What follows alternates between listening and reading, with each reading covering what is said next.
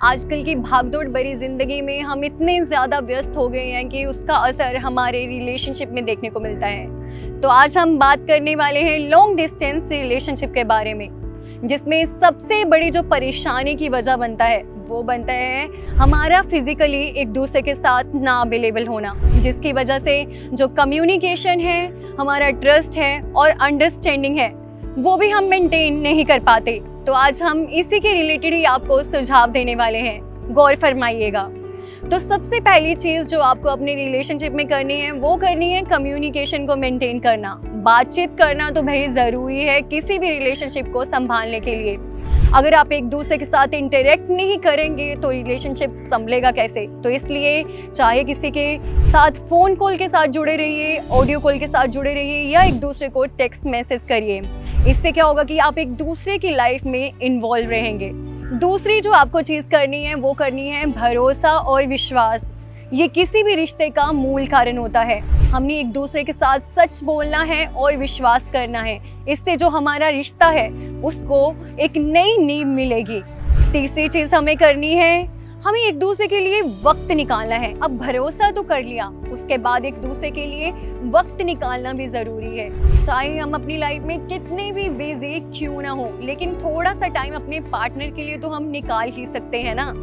चौथी चीज़ आपने करनी है, आपने एक दूसरे के लिए सरप्राइज जेस्चर है वो शो करने हैं। इससे क्या होता है कि रिलेशनशिप चाहे कितनी भी दूरी का क्यों ना हो, लेकिन वो भी पास आ जाता है, दूरी जो है वो मिट जाती है। आप एक दूसरे को छोटे छोटे सरप्राइज दे सकते हो और इसके साथ ही कुछ अनएक्सपेक्टेड चीज़ भी कर सकते हो, जैसे कि एक दूसरे को अनएक्सपेक्टेड टेक्स्ट ही भेज दिया, जिसको पढ़ के हम खुश तो हो ही जाएंगे कि ये तो मैंने एक्सपेक्ट किया ही नहीं था।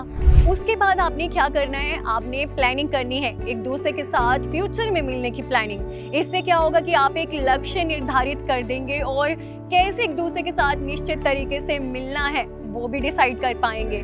उसके बाद आपने जो छठी चीज़ है, मूल रूप का कारण, एक दूसरे की ज़रूरत को समझना है। अगर आप एक दूसरे की फीलिंग्स को समझेंगे और उनका सपोर्ट सिस्टम बन जाएंगे तो इससे बड़ी बात एक रिलेशनशिप में क्या ही होगी।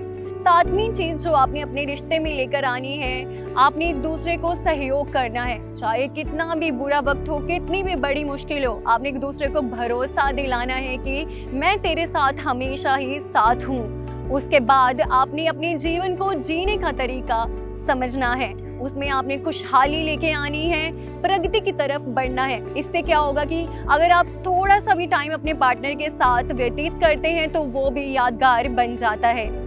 तो दोस्तों, आपको एक चीज़ का ना खास ध्यान रखना है कि हर एक रिश्ता अलग होता है और उस पे अलग अलग तरीके काम करते हैं, लेकिन एक चीज़ हम सभी कर सकते हैं, हम अपने पार्टनर की ज़रूरत को समझ सकते हैं, उसकी फीलिंग्स को समझ सकते हैं और उसका एक सपोर्ट सिस्टम बन सकते हैं। इससे जो हमारा रिश्ता है बहुत ही ज़्यादा मजबूत हो जाएगा। तो दोस्तों, आपको हमारे द्वारा शेयर किया गया कंटेंट कैसा लग रहा है, आप हमें कमेंट सेक्शन में कमेंट करके ज़रूर बताएं। और इसके साथ ही अगर आपको हमारी वीडियोज़ अच्छी लग रही हैं तो हमारे चैनल को सब्सक्राइब कीजिए और ज़्यादा से ज़्यादा शेयर कीजिए। धन्यवाद।